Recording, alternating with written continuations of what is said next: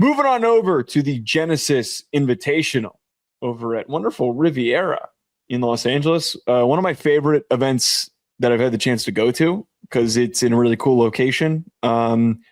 It is in just a really nice, well put together course.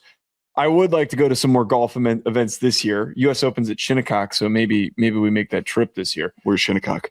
Long Island. It's gonna be an awful drive, but it would be worth it. It's not very far. Besides the point, here are our picks for the Genesis Invitational.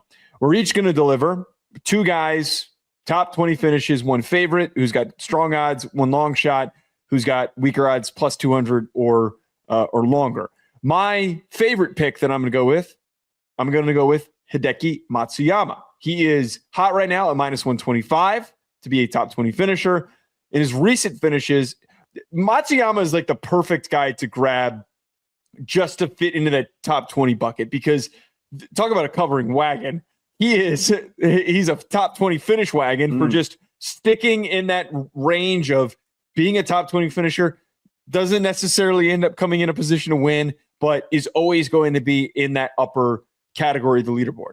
Of his last 4 finishes, tied for 13th, tied for 11th, second, and then also tied for 8th. So there is a easy opportunity here for Matsuyama to end up finishing in that upper area in the top 20. He's been solid. I remember looking at the screen and seeing Matsuyama all over the leaderboards whenever I watch golf, so I have no issues with that.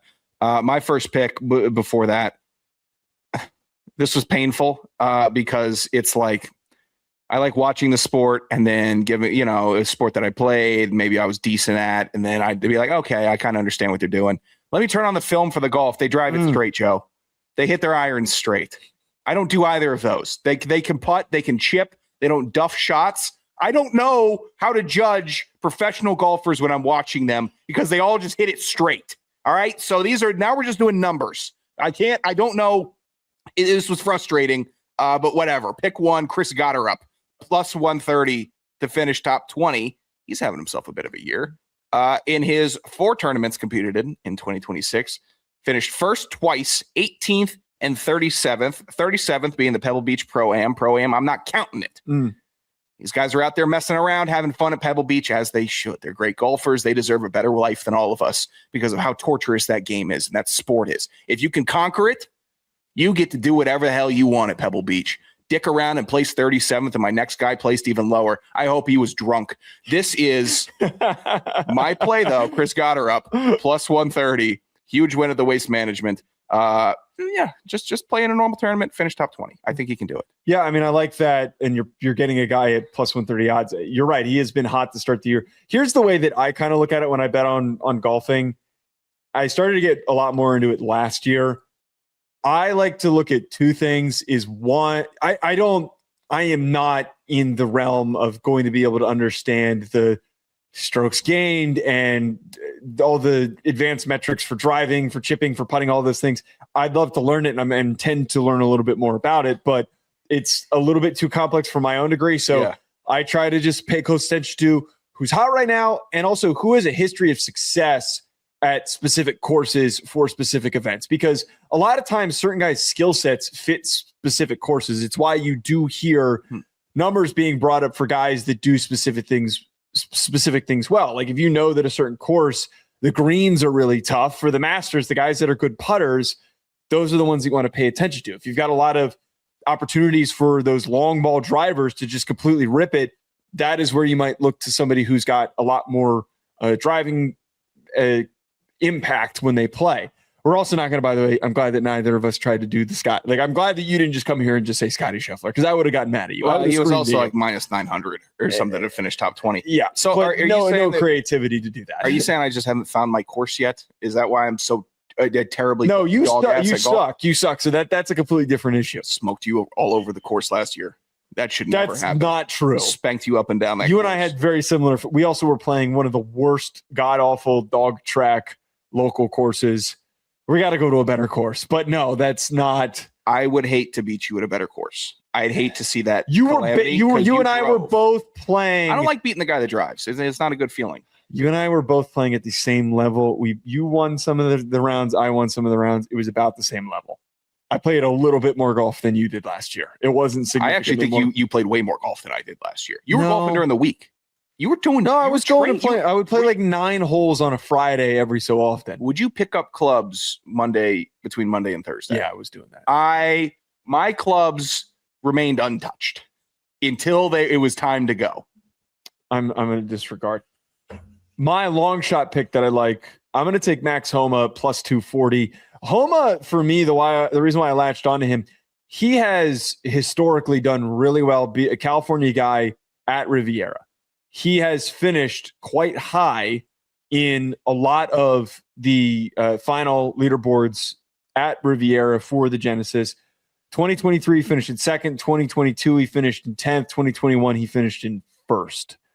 I think that his track record, and I even actually got to see him in person, to see him at one of the years where I believe it was 2023 when he finished in second. I got to see him on that Sunday when he performed very, very well.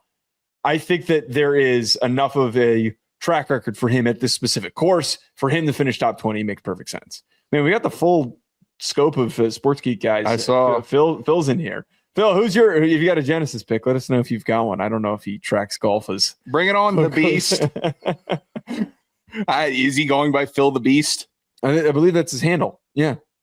I did not know he was going by the Beast. If you want to get smoked in poker, by the way, play against. Does he want to get beasted in poker? I'll beast. Oh no! You don't understand. He's a poker influencer. There's no like way around that. He would absolutely dog your ass. He would not. I'm a river rat.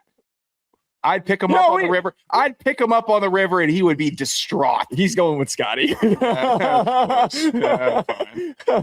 I think that we need to organize a Sports Geek influencer content creator poker game. Then you want to see Phil meltdown? You want to see Phil? No, I want to see you get worked up and down the court. That's what I want to see. How would I get worked? You're gonna get worked. We've got the Devon poker room. We can play in it one time. There's 2 rules to poker, Joe. Knowing when to hold them. Knowing when to fold them. If you can do those 2 things, then you know when to walk away. Yeah. You could beat anybody, and I could take down the Beast. On Saturday, I played poker with my buddy when I was visiting him in Florida with him and his roommates. And one of my buddies, the other friend that was there, he was out really quickly, and he left and got in his car. And immediately after he left, he started playing that song. The friend who he did it unintentionally. And I'm like, that should be a recurring bit. So as soon as somebody's out and they leave, that needs to be the song that's played. It sucks that there's only one recognized poker song. He thinks I'm joking around. Phil the Beast thinks I'm joking around with him. Let's play super high stakes. You would hate to lose your ass to this big dog. All right, get back on track. Get back on track here before we get to the last golf pick. Long shot. 3 2s in my hand.